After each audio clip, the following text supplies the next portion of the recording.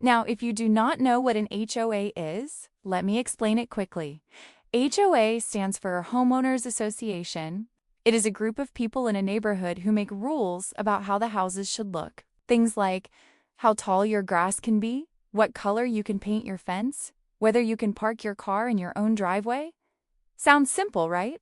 It should be. But sometimes, certain people join these boards and they go completely power crazy. They forget they are just volunteers in a neighborhood. They start acting like they own the whole street. They send letters, make phone calls, take photographs of your garden, and file complaints about your doormat. We call these people HOA Karens. Today, I have 7 stories for you. 7 real situations where HOA Karens pushed too far, went too hard, and ended up getting absolutely destroyed by their own actions. These stories come from Reddit, Nextdoor, news reports, and real court records. They are wild. They are satisfying. And story number 7, you need to stay for story number 7. It is the best one. Let us get into it. Story number 1. Let me paint you a picture. It is a sunny spring morning in a quiet suburb in Ohio. A woman named Sarah has just moved into her brand new home. She is happy. She is excited. She spent months looking for the right house and she finally found it. She has unpacked her boxes, arranged her furniture, and now she wants to make the place feel like home. So she does what any normal person would do. She goes to the store and buys a doormat, a simple, plain brown doormat. It says the word welcome on it. She places it on her front porch and steps back to look at it. Perfect. Simple. Friendly. She had no idea that Doormat was about to start a war. The Karen appears. Her neighbor Linda had been watching. Linda was not just a neighbor. Linda had given herself the title of HOA Aesthetic Compliance Officer. Now here is the thing. That title was completely made up. Nobody elected her. Nobody appointed her. She just decided one day that she was the person in charge of how the neighborhood looked, and she printed business cards to match. Within 48 hours of Sarah moving in, a certified letter arrived at her door. An official HOA letter.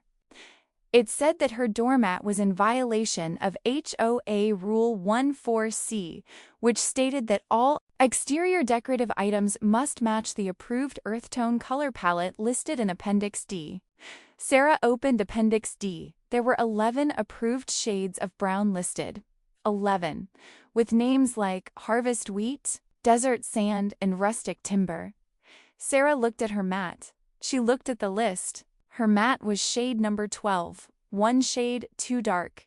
1 shade. Sarah thought it was a joke at first. She laughed about it with her friends. But then she went and bought a new mat, a slightly lighter one, just to keep the peace. She put it on the porch.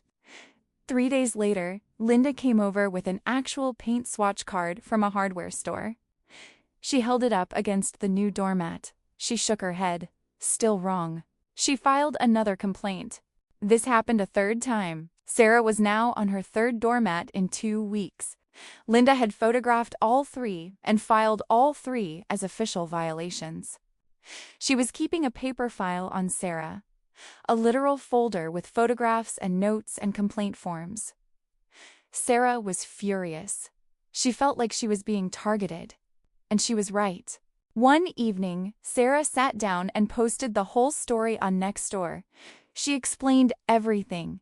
The mat, the certified letter, the paint swatches, the 3 complaints in 2 weeks. She asked if anyone else had experienced anything like this with Linda. The replies came in fast. Within a few hours, 34 of her neighbors had responded, and every single one of them had a Linda story. One man said Linda had sent him a letter about his wind chimes being too loud at 7 a.m. on a Tuesday. A woman said Linda had filed a complaint because her garden gnome was facing the wrong direction. Another neighbor said Linda had photographed his trash bins 3 times and filed reports saying they were placed 1 foot outside of the approved bin zone. In total, the neighbors discovered that Linda had filed 112 official complaints in the past 18 months. 112 against people who lived quietly in their own homes. They organized, they printed everything out. They showed up together to the next HOA board meeting with a stack of paperwork and a lot of frustration. The HOA board sat there in silence as neighbor after neighbor stood up and shared their Linda story. They had no idea it had gotten this bad. The board reviewed every complaint Linda had ever filed and discovered that the majority of them had no proper basis in the actual written rules. They voted that night to eliminate the aesthetic compliance officer position completely. Gone. The title Linda had invented for herself was officially disbanded. She no longer had any authority over anyone in that neighborhood. Linda lost her clipboard. She lost her power. She sold her house 6 months later and moved somewhere else. And Sarah? She still has a doormat on her porch. It is still the wrong shade of brown. She told people online that she will never change it. That doormat is now a symbol of victory, and it says welcome to everyone except people with paint swatch cards. Transition. That was just the warm-up. Story 2 is where someone actually took legal action. Let's go. Marcus lived in a suburb of Dallas, Texas. He was a working man with a nice home and a clean lawn. Every Saturday morning, without fail, he would go outside with his lawnmower and cut the grass. He edged the sidewalks. He kept everything tidy. His lawn looked good, and he was proud of it.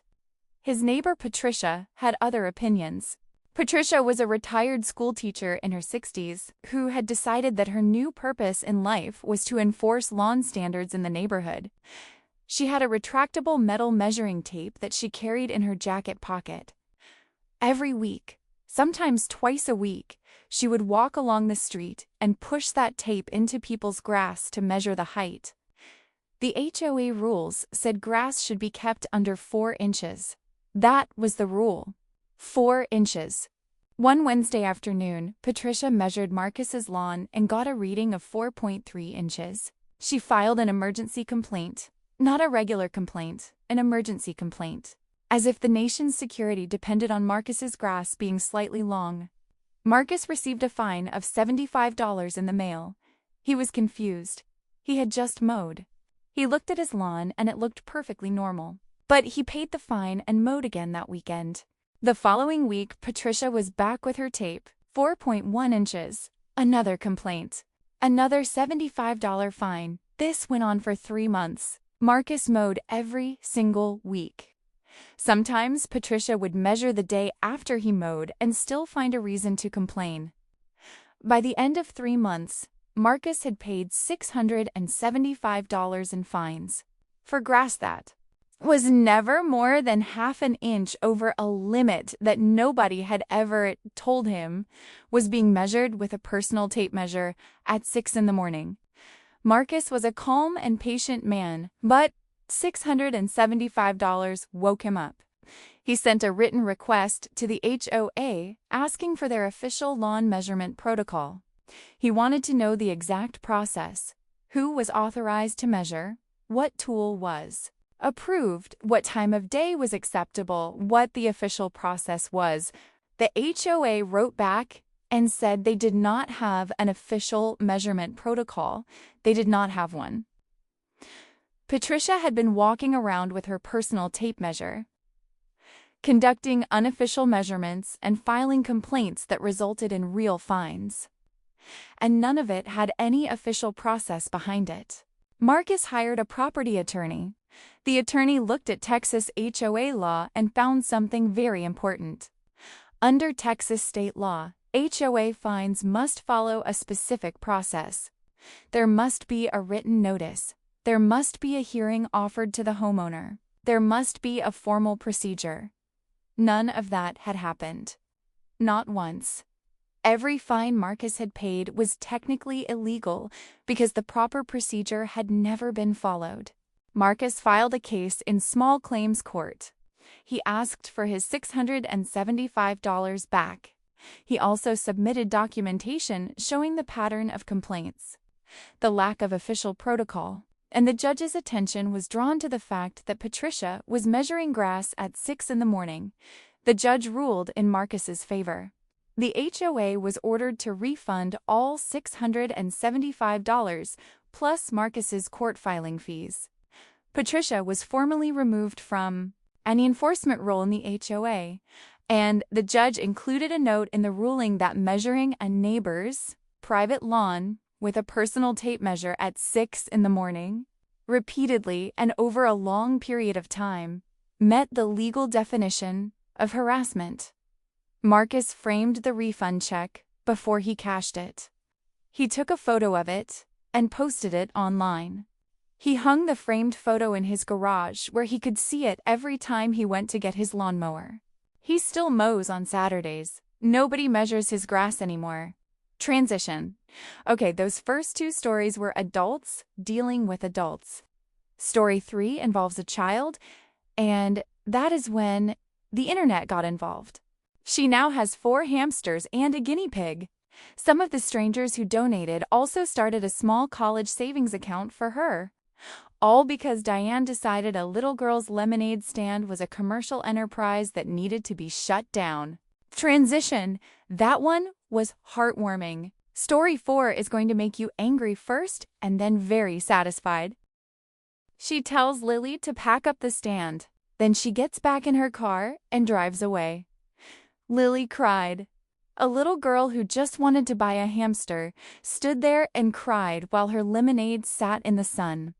Keisha photographed everything.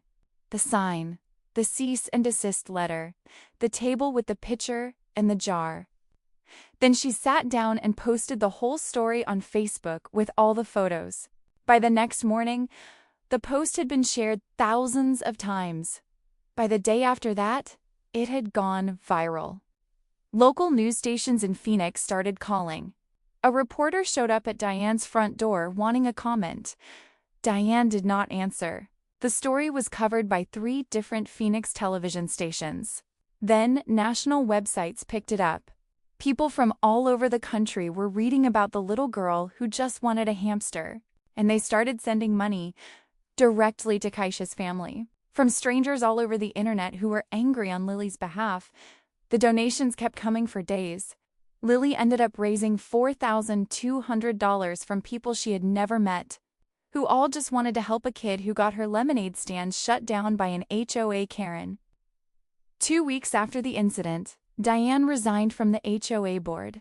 Her official statement said she was leaving for personal reasons. Nobody believed that.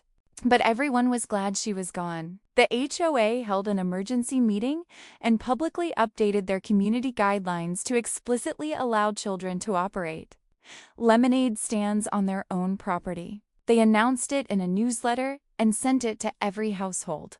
Lily used her money to buy a hamster, and then another one. She now has 4 hamsters and a guinea pig. Some of the strangers who donated also started a small college savings account for her, all because Diane decided a little girl's lemonade stand was a commercial enterprise that needed to be shut down. Transition. That one was heartwarming. Story 4 is going to make you angry first, and then very satisfied. James served 2 full tours of duty in the United States Army overseas. He came home a changed man, not just emotionally, but physically. His injuries from his service left him unable to walk. He uses a motorized wheelchair to get around every day of his life. In 2022, James found a home he loved in a quiet HOA community in Virginia. He bought it. He was excited to have a space of his own, a place to settle down after everything he had been through. Before he could even move in properly, his contractor came and installed a small wooden wheelchair ramp going from his front door down to the driveway. Standard equipment, built exactly to the local building code. Nothing unusual about it. 3 days after the ramp was installed, there was a knock at the door. Board member Gloria was on his porch. She explained that the wheelchair ramp was considered a structural modification to the property and that structural modifications required HOA board approval before construction. Since James had not applied for approval, the ramp was an unauthorized modification. She handed him a formal denial letter.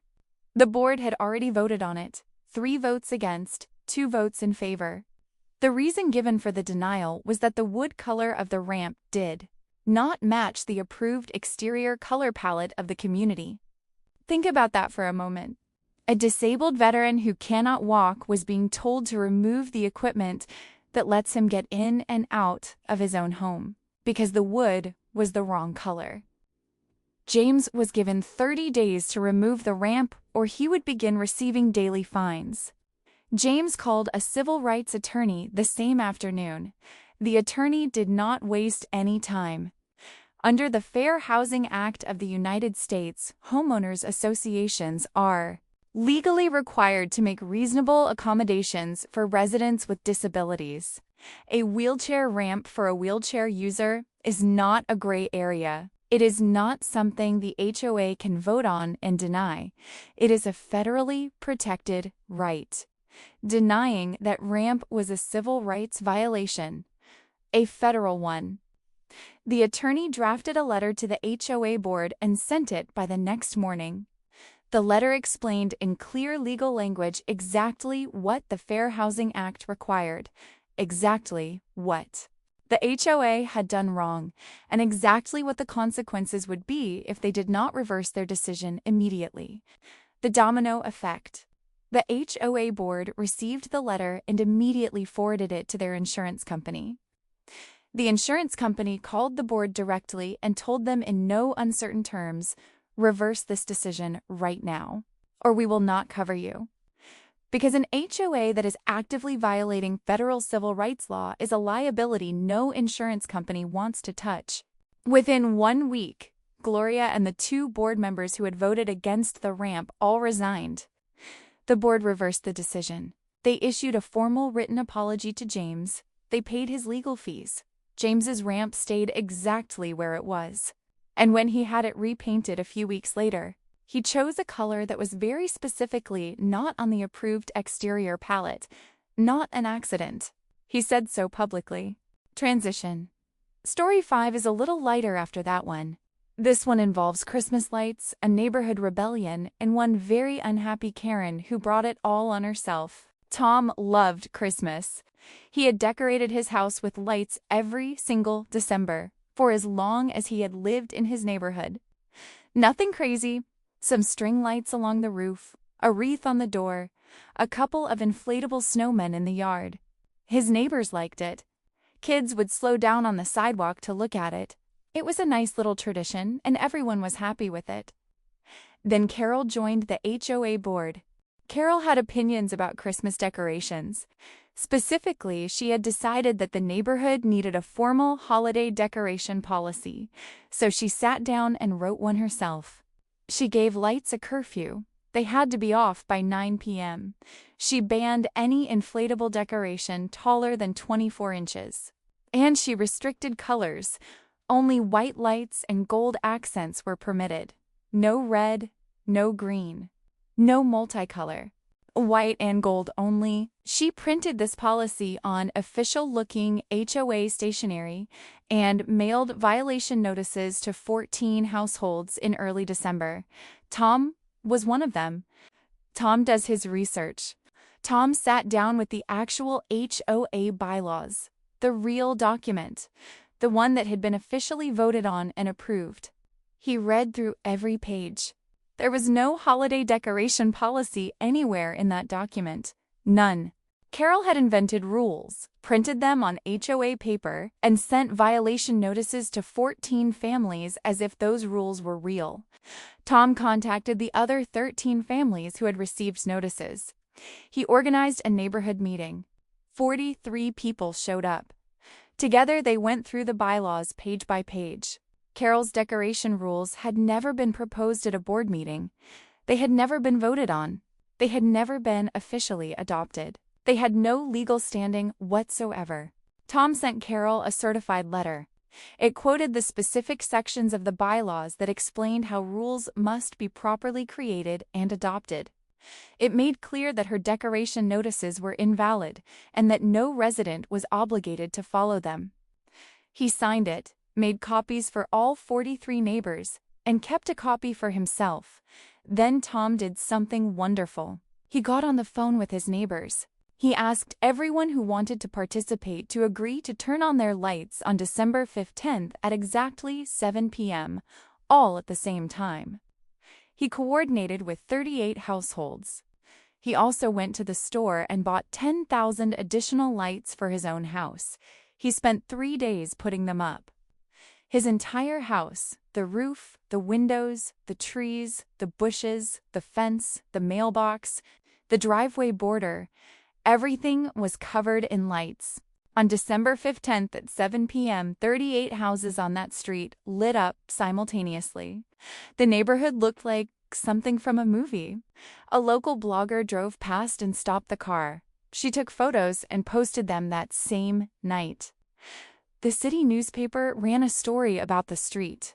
People started driving from other parts of the city just to see it. There were actually buses. Carol did not leave her house for 3 weeks. She did not respond to any communication. She did not show up at the January board meeting. At the end of her term, she chose not to seek re-election. She quietly stopped being involved in the HOA entirely. Tom still decorates every December. He says he adds a few more lights each year just to keep the tradition growing. Transition. From Christmas lights to a power trip that lasted 11 years. Story 6 involves some very interesting math. Carol did not leave her house for 3 weeks. She did not respond to any communication. Barbara had been the HOA president of a Florida retirement community for 11 years. 11 consecutive years. In that time, she had built herself a small empire. She decided which maintenance vendors the community hired. She approved or denied renovation requests from homeowners. She set the fine amounts. She ran the meetings. She controlled the money. Carol did not leave her house for 3 weeks. She did not respond to any communication. Nobody questioned it. She had been there so long that people just assumed she was supposed to be there. New residents moved in and saw Barbara in charge and assumed that was just how it worked. Older residents had grown tired of fighting with her years ago and had given up. Barbara was not elected. There had not been an election in years. She simply stayed in the position, and nobody had bothered to check whether that was allowed. A man named David moved into the community and quickly ran into Barbara's authority. He painted his mailbox post a slightly different shade of cream than the one Barbara had personally approved. She fined him $400. David thought that was ridiculous and decided to read the HOA bylaws to understand what rights he actually had. He sat down with the document and started from page 1. He found it on page 7. The term limits section. HOA presidents were limited to 2 consecutive 2-year terms, maximum. After that, they had to step down and a new election had to be held. Barbara had been president for 11 years. That was 5 terms over the limit. The bylaws also specified that elections must be held every 2 years regardless. There had been no elections. According to the bylaws, Barbara's presidency had been invalid for the past 7 years. Every decision she had made, every fine she had issued, every vendor she had hired during that time, all of it was made by someone who had no legal authority to make those decisions. David came to the next board meeting prepared. He brought a printed copy of the bylaws with the relevant section highlighted in yellow. He also brought a written timeline showing when Barbara's legal authority should have ended and when elections should have been held, but were not. He stood up and calmly explained what he had found. The room was very quiet. Barbara sat at the front of the room and said nothing. She had no response. A property law attorney that David had consulted beforehand confirmed in writing that David's reading of the bylaws was completely correct. Every fine issued during those 7 illegal years was legally questionable. That was a lot of fines. An emergency election was organized within 30 days. When the votes were counted, Barbara received 4 votes. Everyone else received 89. She lost by a landslide to a community that had finally had enough. The new board spent their first month reviewing the fine records from the past 7 years. They identified over $28,000 in fines that residents had been forced to pay under Barbara's unauthorized rule. All of it was refunded. Checks went out to dozens of households. Barbara moved out of the community within a few months. She relocated to a neighborhood that does not have an HOA. David became the new board president. His very first official act was to abolish the mailbox color rule. Transition. All right, we made it to story 7. This is the one I've been building toward. Get comfortable. Jennifer had a demanding job. She was a real estate attorney, which means she spent her entire working day dealing with property disputes, contracts, legal arguments, and difficult people. It was stressful work and she was good at it, but by the end of the day, she wanted quiet. So when she bought a house, she chose a neighborhood specifically because it seemed peaceful. Nice houses, clean streets, friendly-looking neighbors. She signed the HOA agreement, paid her fees, read through the bylaws, and moved in. Her neighbor, Rhonda, was the HOA board secretary, and Rhonda had opinions about Jennifer from day one. In the very first week, Jennifer received a violation notice. Her recycling bin had been left at the curb 2 hours past the approved collection time. She brought it in immediately and moved on. She thought it was unusual, but she was giving the neighborhood a chance. The second week brought 2 more notices. One said her car was parked 2 inches past the edge of her driveway onto the street. Another said her holiday wreath on the front door violated a rule about exterior decorations. By the end of the first 30 days, Jennifer had received 47 violation notices. 47 in 1 month from one neighbor. Jennifer did not panic. She did not argue with Rhonda. She did not post anything online. She sat down at her desk after work, opened her laptop, and went through every single complaint one by one, comparing each one against the actual HOA bylaws. 29 of the 47 violations cited rules that did not exist anywhere in the HOA documents. Rhonda had made them up entirely, things that sounded official but had no basis in any written rule. 11 of the violations cited real rules that actually existed in the bylaws, but the complaints were factually wrong. Jennifer had not actually violated those rules. The details in Rhonda's complaint did not match the actual situation. 7 of the violations were based on real rules, and Jennifer may technically have been in minor violation. But the complaints had procedural errors. They were filed incorrectly, missing required information, or sent without following the proper notice process, which made them legally invalid regardless of the underlying issue. Out of 47 complaints, 0 were valid. Not 1. Jennifer did not send a strongly worded letter. She did not knock on Rhonda's door for a conversation. She did not post on Nextdoor. She did not call the HOA board to complain. She filed a lawsuit. The complaint she filed was detailed and thorough. It listed every single violation notice, categorized by the type of problem, fabricated rules, false facts, procedural failures. It cited the legal standards for harassment under state law. It cited the specific HOA statutes that Rhonda had violated by filing false official complaints. It asked for monetary damages to compensate Jennifer for the time and stress caused by 47 baseless complaints in 30 days.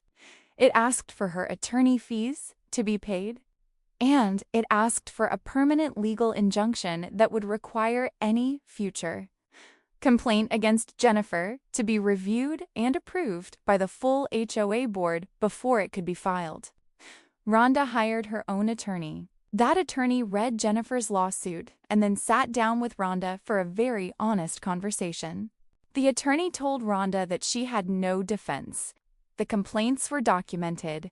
The fabricated rules were documented. The procedural failures were documented. Jennifer was a real estate attorney who had built an airtight case in her spare time.